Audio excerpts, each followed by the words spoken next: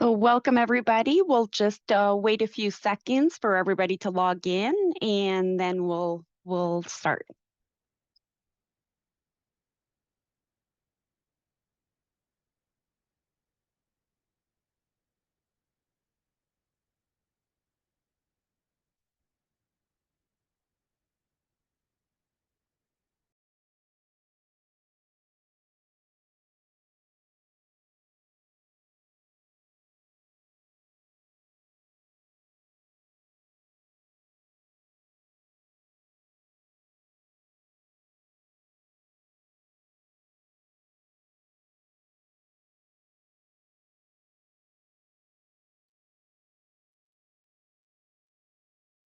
All right, so let's go ahead and start. Good afternoon, everyone, and thank you for joining us for the Pearly Health Center of Excellence webinar series.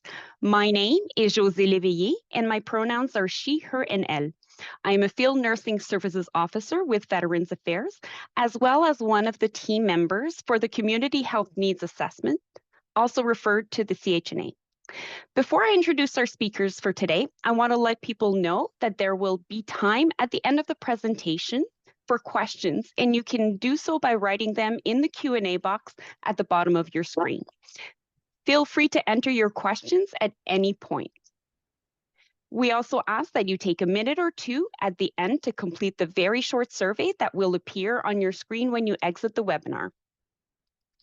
So we are very fortunate to host Annie Robitaille and Maiura Muralitharan for today's webinar.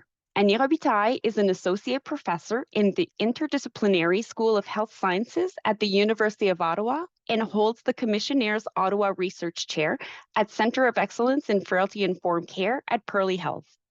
Maiura Muralitharan is a research officer at Veterans Affairs. With an interdisciplinary health background, she is passionate about applying evidence-based research and community engagement to advance health equity for Canadians and veterans. Without further ado, please welcome Annie and Maiura. And I'm passing the mic over to Annie. Right, so good afternoon, everyone, and thanks so much for joining us today on the topic of veterans' well-being, aging in place, and health equity. And this is a very special webinar series. It's a co-presentation between Pearly Health, the University of Ottawa, and Veterans Affairs Canada. So we're really lucky to have Veterans Affairs Canada with us today.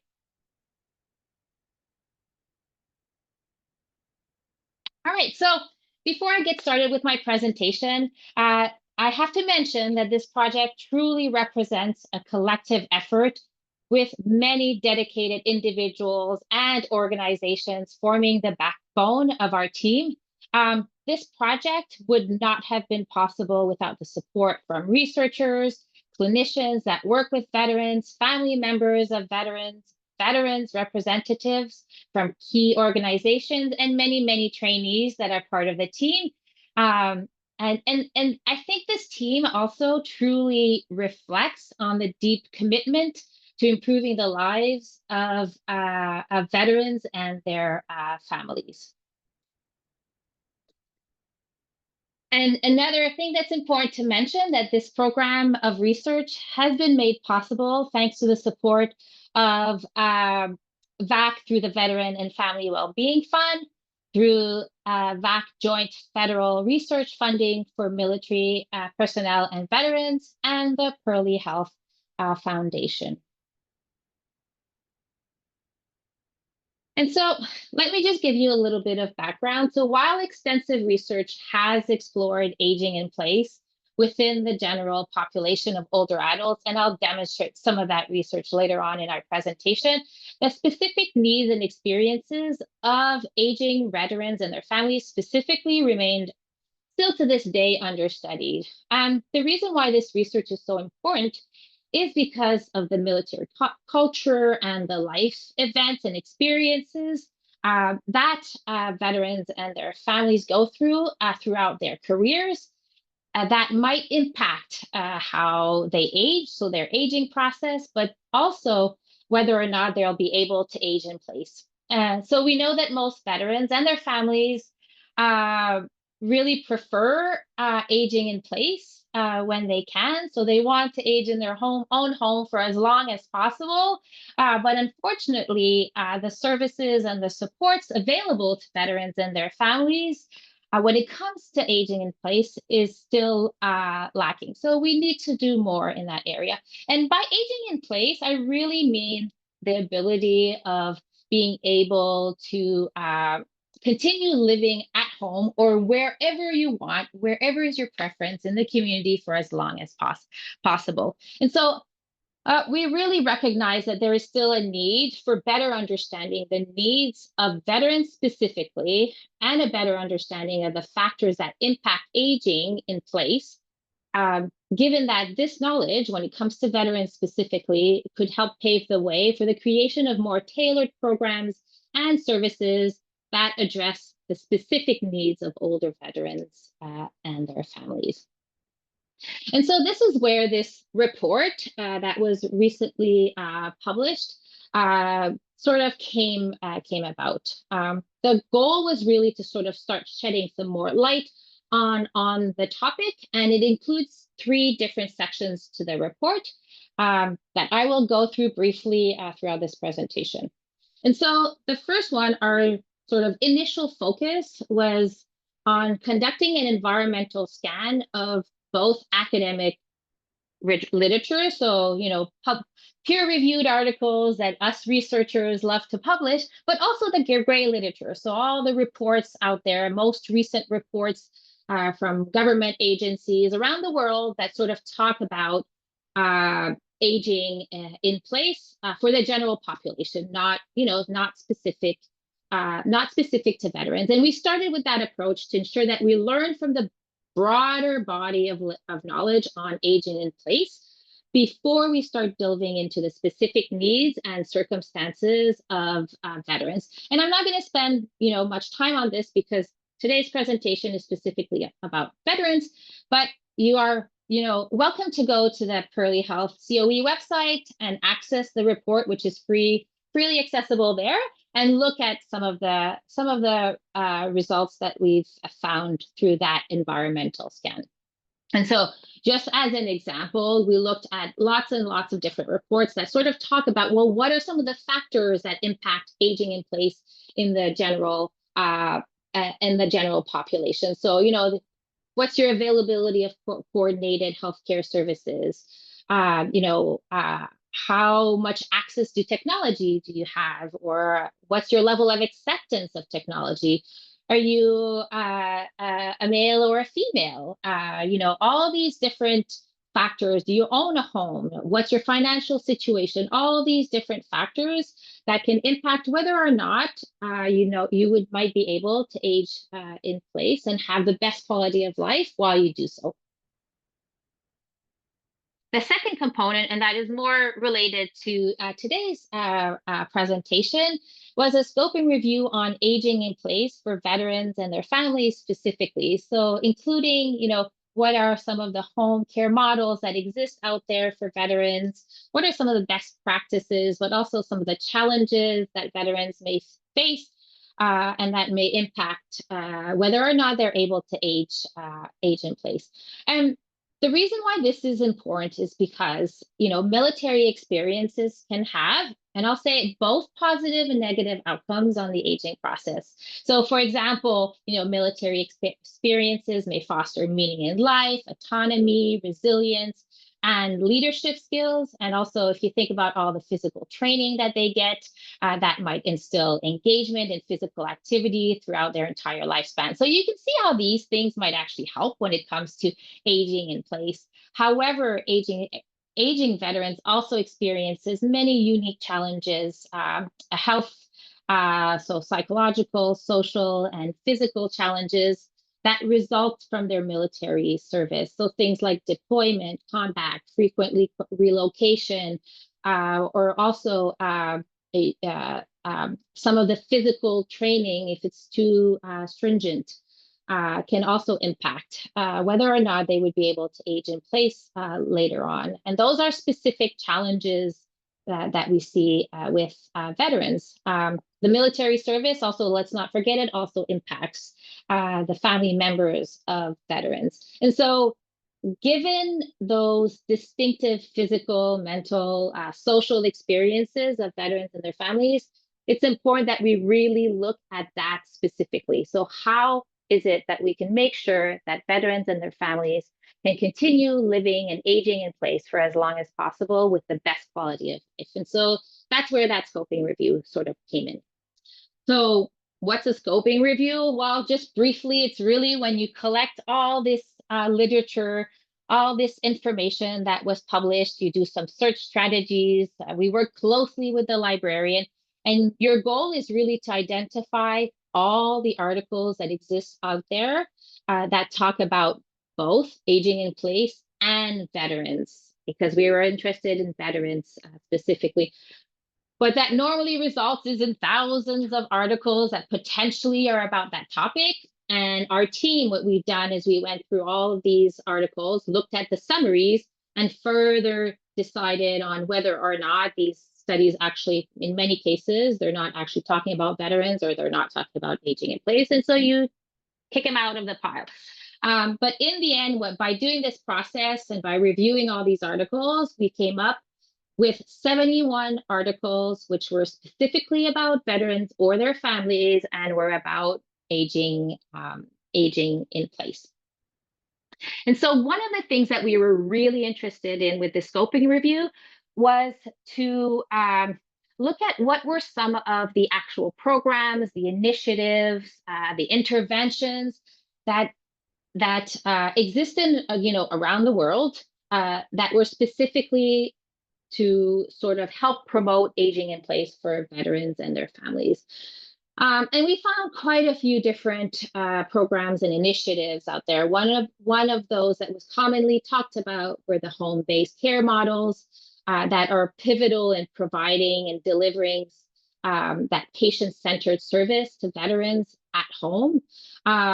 And so, for example, there were a lot of articles about the home-based primary care program and other home care programs that are specific to the United States. There was also caregiver-focused initiatives that were discussed in the literature, which recognizes the important and essential role of caregivers. Programs like, again, in the US, programs like REACH VA and the VA Caregiver Support Program, which offer structured education, mentorship, and resources to caregivers. There was also interventions providing more targeted support to specific populations of veterans. So, for example, there were programs specifically supporting dementia care when it comes to aging in place. So, for example, the COACH program was developed to provide high quality dementia care and caregiver support. There's also articles about telehealth and technological innovations that help to promote aging in place. And importantly, these initiatives demonstrated the potential of telehealth to help bridge the gap between service delivery and care to some of the geographically dispersed populations. And so for those living in more of the rural areas, for example. There was also discussions around the importance of veteran-directed programs. And those programs really prioritize the autonomy and the individualized care, and also empower veterans to make their own decisions over their care. So for example, providing more control over budgets, caregiver selection, making sure that the services are the ones that they prefer. There was also conversations around medical foster home programs that integrate community-based adult foster care with home-based primary care. And that really helps to foster more supportive environments for dependent veterans.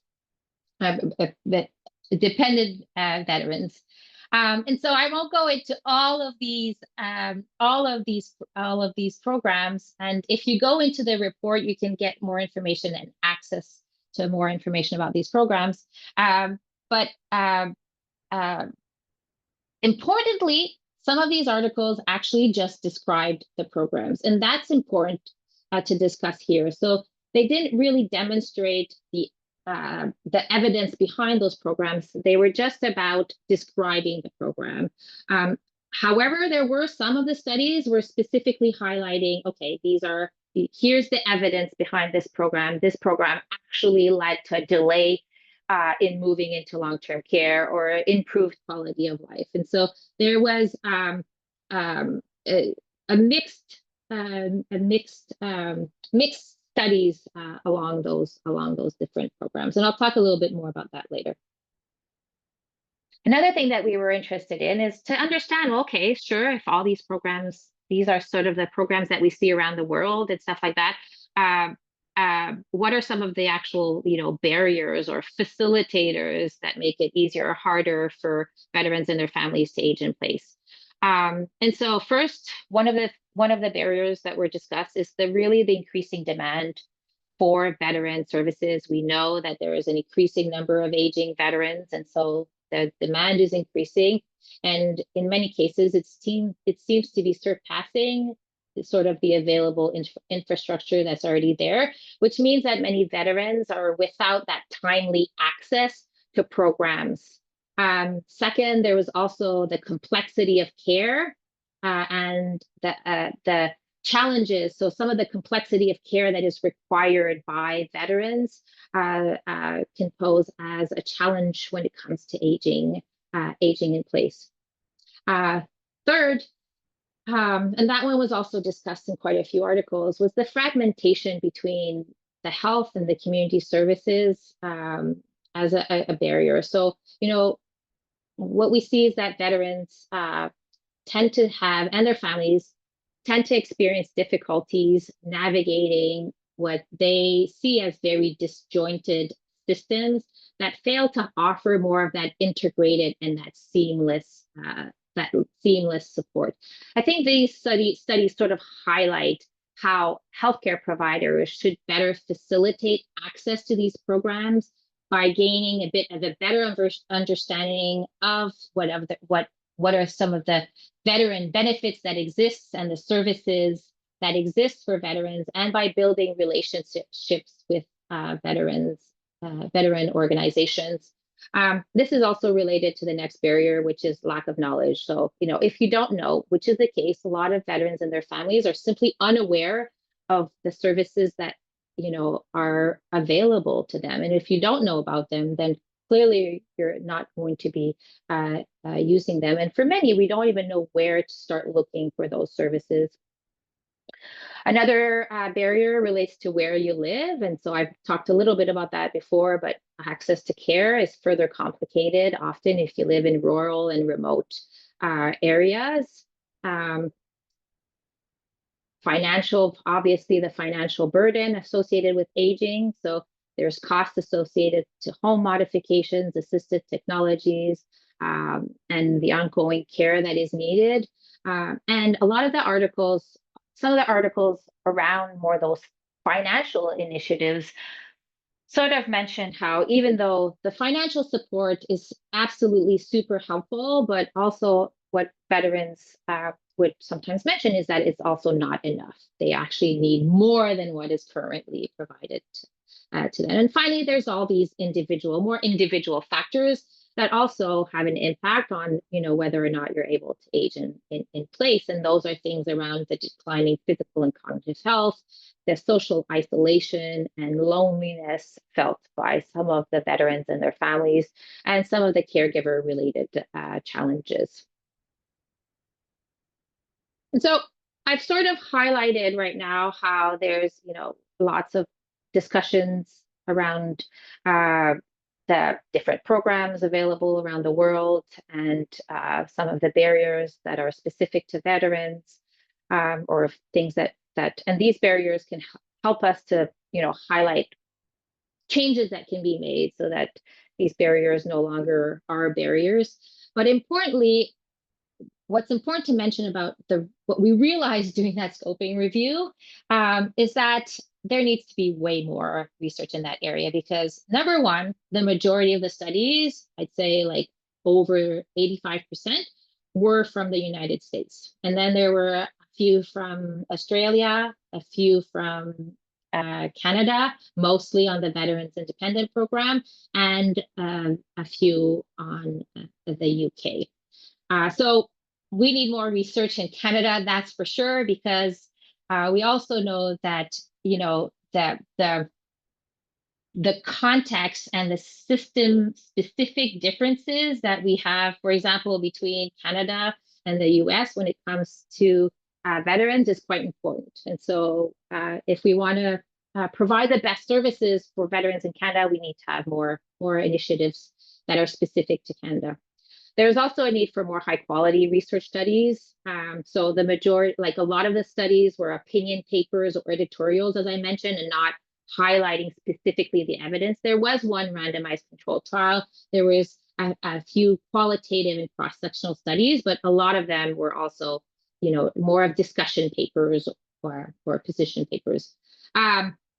There is also a lot of outdated articles. So we focused on, we didn't put a limit on the time where it was published. And so a lot of the programs that are discussed no longer exist because they're, you know, outdated. So we needed way more recent research. And finally, and that's why Maiura is here today, is that there is a lack of literature on equity deserving veterans and their families. And so there needs to be a lot more work in that area. And we are so grateful that Veterans Affairs Canada is doing that amazing work. All right, and so the last part was really to provide, the last part of the report was really to provide an overview of current programs and services supporting veterans when it comes to aging in place across Canada. So we worked with a large team to look at all the websites. We looked at province specific. We talked, emailed all the organizations that we had connections with. You know, we had conversations with our advisory group to sort of make a long list of what we could find in Canada that aims to support veterans when it comes to aging in place. And we wanted to take, because there's no research in that area, more of a gender-based analysis plus lens to identify the gaps for equity deserving groups. And as you'll see, if you look at the report, there is very little for equity deserving groups. And so, whoops, I think I just moved too quickly. If you look here, you can see that we sort of grouped, we created a table with all the services that are available. That's available in the report if you want to go look at it. And it sort of highlights, are those healthcare services? Are those social services? Are those financial services? But also, all right, do they offer services for women specifically? Do they offer services in rural areas, or do they offer services in gender diverse persons? And this is just a little snapshot of what the table looks like. And so you have what the name of that program or initiative, if there is one, the website where you can get more information, and it's all organized by province. So you can, you know, look at, if you live in Ontario, you can go look at the section about Ontario. There's a quick description and then the type of service and whether or not it meets the needs of equity deserving groups. But even though we sort of were able to identify quite a few different services that are available, we're not convinced that these are enough. And that we don't know from this. We're planning on doing way more work to learn from actual veterans and their families whether or not these services actually meet these needs. Also, are they actually aware of these services? And if they are aware of them, are they actually using them? And why or why not? And as I've mentioned, we realized that there was a lack of services and resources for equity deserving groups, which is really unfortunate. And so, you know, in conclusion, before Maiura gets to give her talk about equity deserving groups, there's really a need for more research on aging veterans and their families. I have to say there's way more recognition about the importance of this field, which is really exciting for me. And I have to mention that the National Institute on Aging, in partnership with the Canadian Institute for Military and Veterans Health Research and the Canadian Frailty Network, has recently received a report called Addressing the coming of age and its related complexities among Canada's veterans. And so it's an exceptional report. So please do go take a look at that report as well. And in addition to that, I frequently attend the conference organized by the Canadian Institute for Military and Veterans Health Research. And I've seen that there's an increased number of presentations, workshops, and symposiums that focus on aging veterans and their families. So I urge you to attend that conference because it's not just for researchers, which is what I love about that. I get to meet so many veterans, family members, all these different organizations, and service dogs. I'm a dog person, so this is clearly a bonus for me. So it's great to see much more being done and shared around aging veterans. Importantly, this study is really just a part of a larger program of research, and so we're really committed to developing a strong foundation for future veterans research. And so if you're interested in learning more about the entire program of research, please do contact me. So I'll stop sharing my slides and we'll do a quick transition with Maiura. Thank you.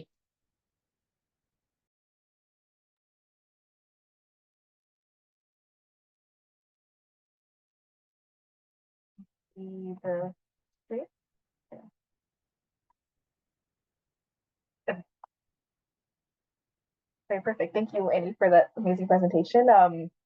And it was a good kind of introduction to, and it kind of gives me a good foundation to build off of on some of those kind of barriers that you mentioned that aging veterans face, that equity deserving veterans also face as they try to access, necessary supports and services. So we'll explore some of these themes in the presentation.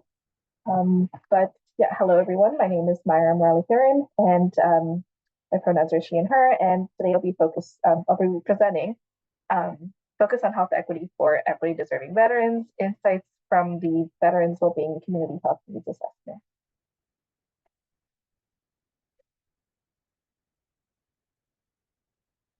So today, just kind of what I'll be covering is identifying the distinct health and well-being outcomes of women, Indigenous, 2S LGBTQI+, Black and racialized, and aging veterans. Be illustrating some of these health and well-being differences within and across these equity-deserving veteran groups, including their barriers to care, and then explaining how we might be able to apply some of these findings to programming, policy, and research efforts, and as they're necessary to address the unique needs and barriers to care of equity-deserving veterans. So, as I mentioned, I'll be presenting the findings from the 2023 Veterans Wellbeing Community Health Needs Assessment, or the CHNA. So completed in March of 2024, the study aimed to identify the strengths and needs of Canadian veterans with a particular focus on equity deserving and hard to reach veterans. And I'll say here that there is a QR code to the study at the end if you want to access that later. So our project was guided by the principles of health equity, intersectionality, and gender-based analysis plus, life course, and participatory research, among others that were important for us to build trust and engage with veterans from diverse backgrounds, and then as well to make sure that our research reflected all veterans' experiences and their stories.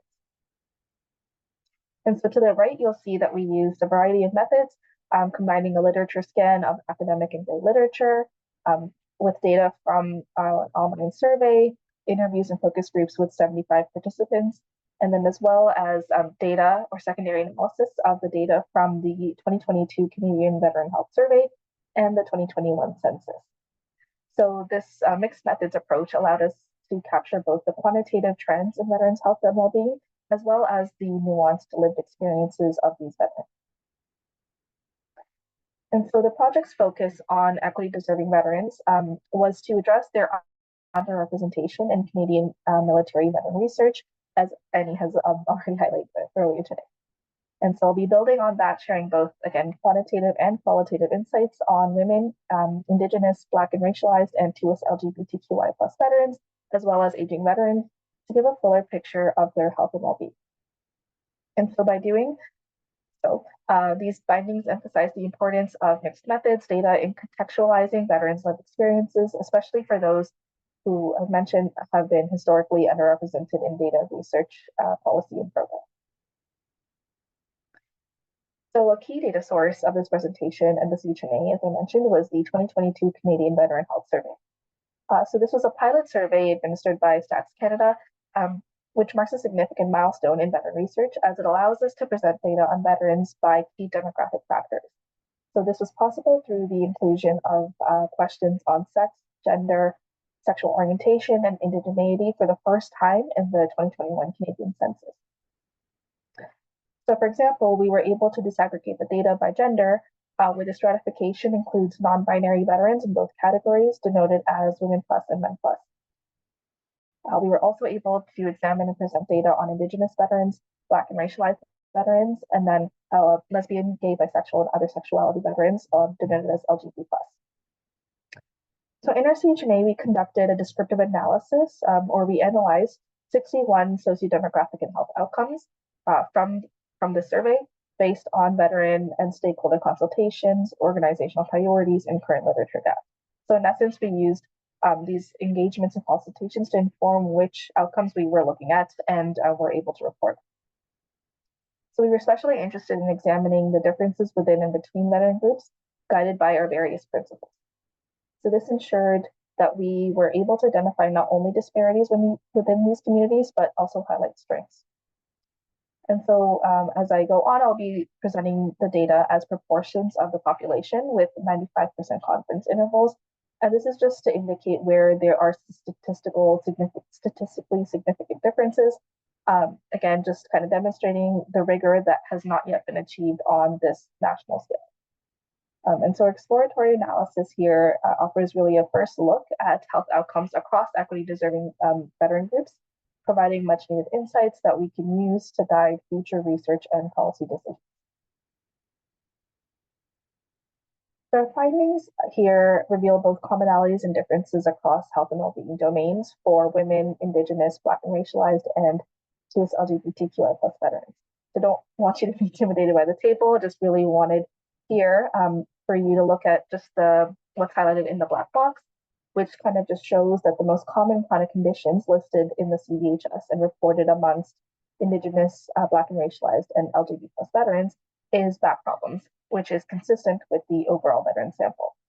And so here what's distinct is that women veterans reported arthritis as their most common chronic condition.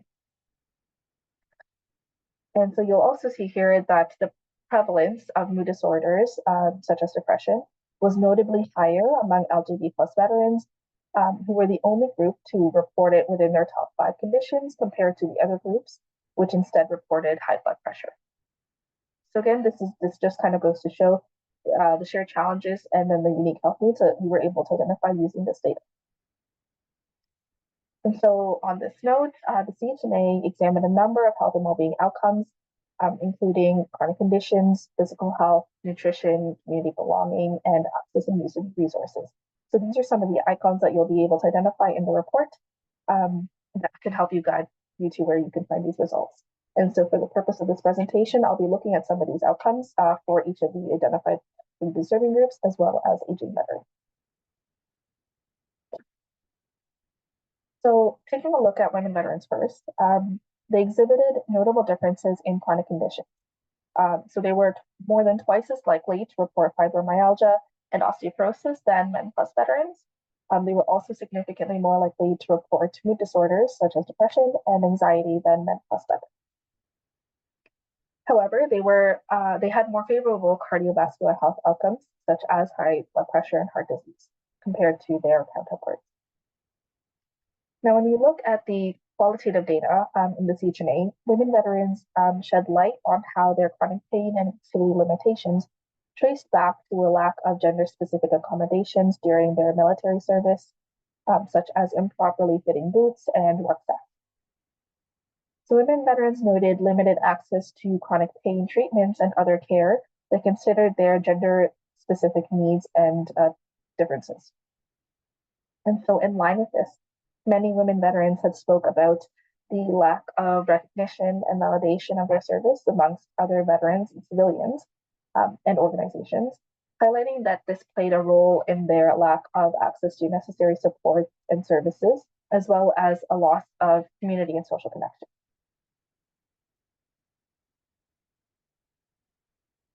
Now taking a look at Indigenous veterans. Indigenous veterans had reported significantly higher rates of food insecurity compared to their non-Indigenous counterparts. So you'll see here in the graph that overall, nearly 30% of Indigenous veterans experienced some form of household insecurity, with 12.2% experiencing severe food insecurity, which was the highest proportion among all veteran groups. So CHMA participants emphasized that access to adequate amounts of acceptable, culturally relevant, and nutritious food for themselves and their families was essential for their health and well-being. For Indigenous veterans, traditional foods play a vital role in their health and well-being. And they exhibited, in addition, notable differences in chronic conditions such as anxiety and PTSD, where they were significantly more likely to report these compared to their non-Indigenous counterparts. So when we're looking at some of our qualitative data, Indigenous participants had expressed a preference for integrated care that blends traditional healing practices and knowledge with Western medicine to support their management of chronic conditions. So they had maintained that, keeping their connections to their culture was essential for their overall health and well-being, and then of course for managing their chronic conditions.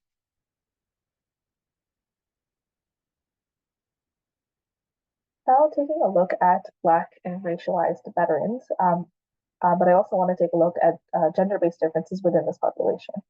So mental health disparities were particularly stark amongst Black and racialized women plus veterans, where over a third of them had reported PTSD. And when we're looking at the graph here, you'll see that it's just about 13% of Black and racialized men plus veterans who reported PTSD, and 16.7% of women plus veterans who are not Black and racialized. So it's also important to note here that the CVHS data on chronic conditions like PTSD is based on formal diagnosis by a professional. So this doesn't capture then the barriers that equity deserving veterans face in accessing diagnostic and care services in the first place. And then goes to show that their lived experiences often reveal a much more complex picture than what numbers alone can show. So when we're looking at, for instance, CVHS data beyond PTSD, we see that Black and racialized veterans had overall reported a number of chronic conditions significantly less than their counterparts. And however encouraging this may be, our qualitative findings indicate that many of these Black and racialized veterans frequently face situations where they were dismissed and or their symptoms minimized or misunderstood by healthcare providers, which had resulted in a delayed or misdiagnosed conditions. So these findings collectively speak to the need for culturally competent, responsive care that considers the structural racism and discrimination that's embedded in our systems and the unique challenges that Black and racialized veterans face during their service, their transition experiences, and then well after in life as a veteran. So now turning to the experiences of US LGBTQI+ veterans. So the CVHS data shows us that LGBT+ veterans had reported significantly lower rates of community belonging, with only 39.8% feeling strong sense of community belonging, compared to 59.9% of heterosexual veterans. So this may be for a number of reasons, where CHMA participants who identified as US LGBTQI+, shared their accounts of discrimination tied to their gender identity and sexual orientation. So many of these participants were affected by the LGBT purge and or experienced military dismissal from service, loss of security clearances, and then also being stripped of their identity as veterans. So their experiences of exclusion and isolation during service and as veterans thereafter were compounded by homophobia and heterosexism in the veteran community and the civilian. So for Two-Spirit veterans, there were additional layers of colonialism, racism, and cultural insensitivity that played a role, creating barriers to accessing appropriate care. And so with that, veterans in the CHMA had called for trauma-informed, safe, and inclusive spaces that honor the intersecting identities of and lived experiences of US LGBTQI+ veterans, as well as other equity deserving veterans. Equally important was their call for organizational acknowledgement of both past and ongoing harms, such as previously the LGBT purge, and ongoing harms being then the systemic discrimination that's embedded in the systems. So some of these kind of acknowledgement can come in the form of formal apologies, compensation, and a commitment to lasting change. And yet, despite the systemic challenges that face this community, 2S LGBTQI+ veterans have shown incredible resilience, finding strength and creating spaces of support within their own communities. So in response to gaps to formal services, some of them, or many of them, had took it upon themselves to create peer support networks and community programs that addressed their feelings of isolation and then improved their collective access to care. So these veterans had also spearheaded advocacy and education efforts to hold organizations accountable for their harms and to push for systemic change. So some of these examples include organizations like the Rainbow Veterans of Canada, and then other initiatives such as the class action lawsuits for LGBT purge survivors, which are powerful examples of veterans seeking justice, healing, and restoring a sense of belonging.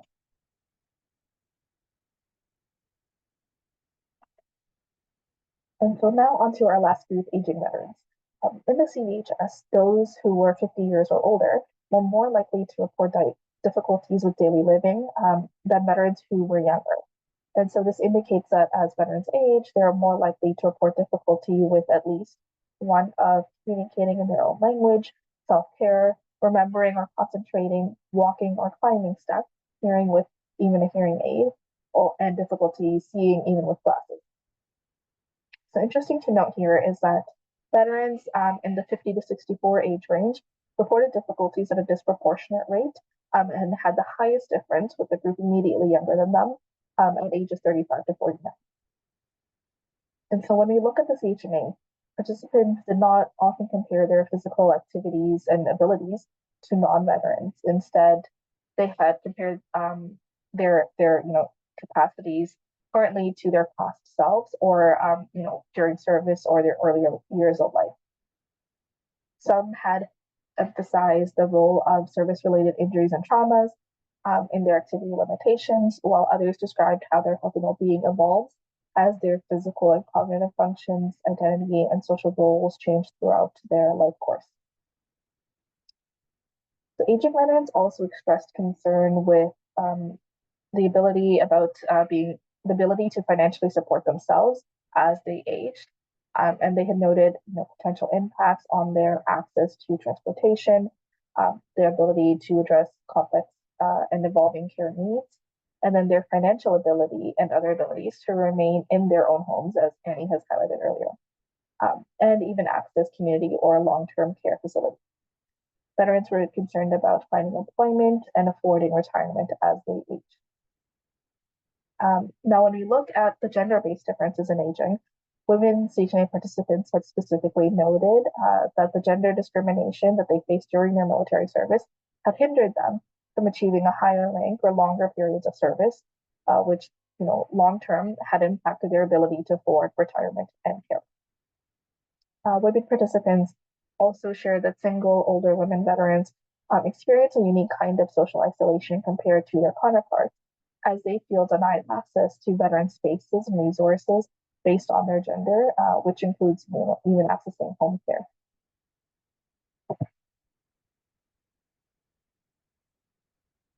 So turning to access to resources and healthcare for veterans, as I've kind of highlighted throughout, CH's data shows differences in health outcomes, but the data also shows no significant differences between equity-deserving veterans and their counterparts among those who did not have access to a regular healthcare provider. And while having healthcare expenses covered is an issue that affects all veterans, we see with this data that equity-deserving groups experienced disparities with insurance for prescription and dental coverage. But our qualitative findings again tell a more nuanced story. So participants emphasize that simply having a provider doesn't ensure that you have a culturally competent one or one that provides trauma-informed care. Many had reported providers lack an understanding of both military culture and their unique needs. And yet beyond this, many equity deserving participants shared that they face systemic barriers in securing insurance and healthcare support. They spoke of additional expenses that they had personally had to cover, particularly around claiming benefits for service-related conditions, preventative care, or treatments that weren't included in their benefits. And so participants also highlighted other factors as influential to their health and well-being trajectories, not captured by our secondary data. And so this includes factors like financial literacy, transportation, geography, rurality, among other factors. And so, for example, again, limited access to transportation were listed as factors for people who lived in both urban and rural settings as barriers for veterans who needed to attend medical appointments and then also to meet their daily needs, such as getting groceries or medications. And so in all, veterans' access to care and resources were inequitable, impacting their overall health and well-being. So just kind of the last bit of the presentation, we'll explain how we can apply these findings to policy programming and research to address the unique needs and barriers to care of equity deserving veterans and older. So for veterans, they had identified in the CHNA that advocating for and empowering their peers was a key strength for them. So they had mentioned access to research, having access to publicly available research and evidence would support their advocacy efforts for their own health and well-being journeys, as well as those of their networks. Healthcare providers need to seek training and provide culturally competent and trauma-informed care, especially for those from marginalized and equity deserving backgrounds. Researchers need to continue to use mixed methods to capture the full spectrum of veterans' experiences, and they should consider using participatory, intersectional, innovative methods to ensure that all veterans are included, especially those who have been historically underrepresented. Policymakers need to consider the intersecting identities and lived experiences of veterans and design policies that address gaps in coverage and care, expanding access to those who offer more holistic approaches to care and consider cultural knowledge and practices. Engaging with veterans and stakeholders can help inform inclusive policy development and equitable implementation. And so collectively, these recommendations can help facilitate progress towards health equity for all veterans. And on that closing note, I just wanted to share that while no further CHNA is planned, the CVH's incentives will help to continue provide data, helping us build on this foundation and further inform efforts to improve equity in veteran care. We do have ongoing papers and projects planned, including specific analysis for women and to LGBTQI+ veterans, which will continue to advance this work. And before I end, I just want to thank all the veterans who had participated in or engaged with the CHNA, whose time, efforts, and sacrifices informed, inspired, and propelled the project to what it is today. And then thank you to our project partners, stakeholders, and champions who made the project possible. And last but not least, thank you to our team and our co-leads, Dr. Lisa Baird and Peggy Fry, who remained motivated to get this research done and out the door. And so, as promised, the QR code for the report, and that is the email if you have any questions about the project. Thank you.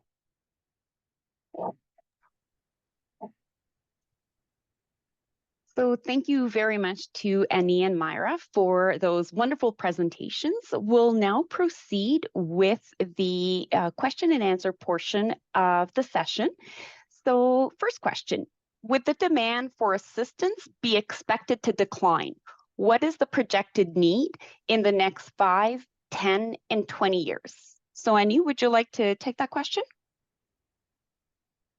So the projected need, I'm trying to see the question on the,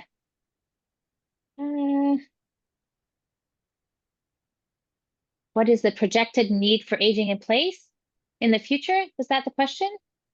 The demand for assistance, the demand for assistance. Yeah, we're expecting that it's going still on the rise because of the continuously aging, population of veterans.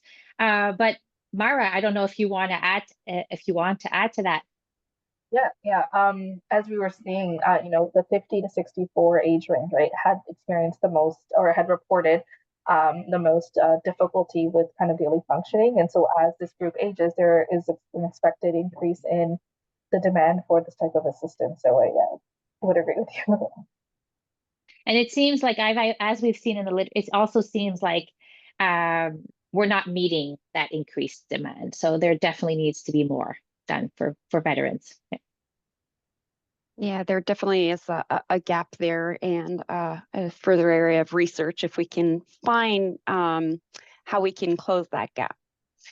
So next question, what percentage of Canadian military or respondents to the 2022 survey, or maybe that's the CVHS data, identify as members of the equity deserving groups? I know according to the census, the veteran population in Canada was 1.5% of the total Canadian population. But do you have any additional details on that, Maiura? I do. Sorry, what was it the Indigenous population of veterans? The equity deserving groups as a whole. So all of the equity deserving groups. Yeah, that is a good question. I don't have them as a whole, but I do have kind of, I'm just going to see if I can share my screen real quickly. Do this.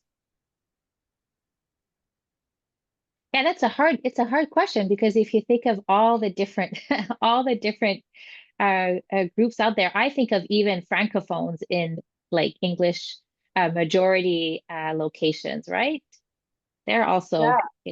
in they're also considered a minority group. So Yep. And exactly. And so this is an accessible summary that's also available on our CHNA website. So we can kind of have like a highlight of the statistics. And so you see here, 5.2% of veterans are Indigenous. And we have here some more like figures and visual representations of the number of veterans who are from equity deserving backgrounds. The largest group are Black veterans, just above 1% of all veterans, and next followed by South Asian and Chinese veterans. And so there is a pretty decent spread of equity deserving veterans. It's just a matter of, I would have to get back to you on the total. So next question, were women in general more likely to report health issues than men? I'm wondering about the fact that men tend to speak less about their health issues. And do you have anything to add? I'll let you go, because I think it's more along that again, equity deserving groups. So you might have more of the stats around that. I wouldn't say women have more, but they some conditions they do report more. So for example, again, fibromyalgia, osteoporosis, mood disorders such as depression and anxiety, they were more likely to report. But other conditions such as heart disease and diabetes and high blood pressure, more of those like cardiovascular health outcomes, they were less likely to report than veterans. And so when we're looking at, again, the qualitative sources, we do have a section, or not a section, but like we do have health concerns that were brought up by men veterans that weren't brought up by women veterans, and vice versa. So it's not necessarily that there are more or less, but I do agree that there might be differences in the comfortability of reporting something, and so again, I did want to highlight that the CVHS, some of those chronic conditions have to be diagnosed by a professional. So if you're not going to be diagnosed or you have those barriers to get that diagnosis, there will be that difference reflected in the rates that we're seeing. So that is something also to take into account. Hopefully that answers the question. Mm-hmm. Well, thank you, Maiura. Do the results of this type of study get to Veterans Affairs and government decision makers? I can start by answering this question. I know that with the CHNA, the Community Health Needs Assessment specifically, we did many knowledge translation and engagements with policymakers and government advisory groups. So we do share the data with them. A lot of engagements like Maiura showed showed in one of the slides, we did, we consulted over 250 organizations, and that we did throughout the research. So we did it before to get their input, and then we did it with the preliminary results and the end results. So we did a lot of those engagements and sharing the results. Do Maiura or Annie have anything to add to that? I can add a little piece of, well, for all of our work around aging veterans and their families. I mean, we do try to share as much of our findings to the not only the scientific community, but to all veterans, family members of veterans, organizations, so that we potentially move towards some change. This report specifically was as a result of a call from Veterans Affairs Canada, and so and I felt like it was very much a partnership, and we there was talks and collaborations, and if you can see from my initial slide and the team that we work with, Veterans Affairs Canada is there, the commissioners. There's lots and lots of key organizations that are actually part of our team and that meet with us on a regular basis to discuss, the work that is being done. Is it important? How can we make sure that it is shared with as many people as possible? And so it's always a hard one, I find, where their goal is always for our results to lead to change, and we're working towards that, but we can always do better. That's what I say.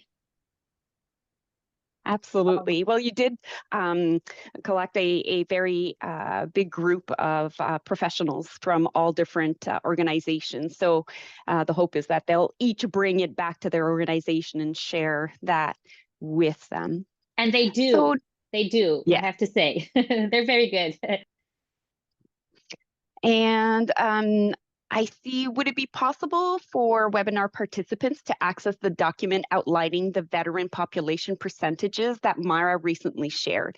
Absolutely. That is part of the community health needs assessment, and we will share the link to the report as well as the accessible summary. So the report is 230 pages, but the accessible summary is the one with all of the colors in it, and those graphics are 20 pages. So they're very short and sweet, and they're both accessible online on the Veterans website, and we will share the link with you. So we still have time for one more question. What is the average lifespan of veterans? And do you see a disparity in the Indigenous and other minority groups? Also, difference between the genders?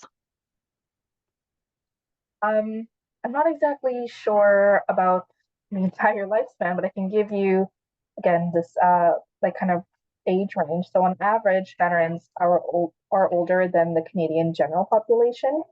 And so I'm just trying to get the numbers here. 61.3 is the average for veterans. And then the Canadian general population older than 17 is 49.4. And so with genders, there is a difference. Men veterans tend to be older than women veterans. So men veterans are 61.7 years old, and women veterans are 59.1 years old. So there are just again, minor differences in the age of veterans, but again, these are just kind of points in time. So, in a few years down the road, these mean ages might be different between men and women veterans. And with equity deserving veterans, there is a difference. We've seen that equity deserving veterans tend to be younger. And so there's a smaller population, granted, and I think we also have to take into account, how recently they were more, accepted into the military and joined in all of these different occupations in the military. So in general, they do tend to be younger, and we do explore that a little bit in the report. So I think it was Indigenous, Black, and racialized, and to us LGBTQI+ veterans, they do tend to be younger than their kind of counterparts. Well, thank you. So that's all the time that we have for today's session. So I would like to extend our sincere thanks to Annie and Maiura for their wonderful presentation. Thank you as well to all who attended today's webinar. We hope that you enjoyed it. Please stay tuned for more information on Pearly's Health's upcoming webinar in February. Just a reminder, we would really appreciate if you could complete the short survey when you exit the webinar. Thank you and have a good day.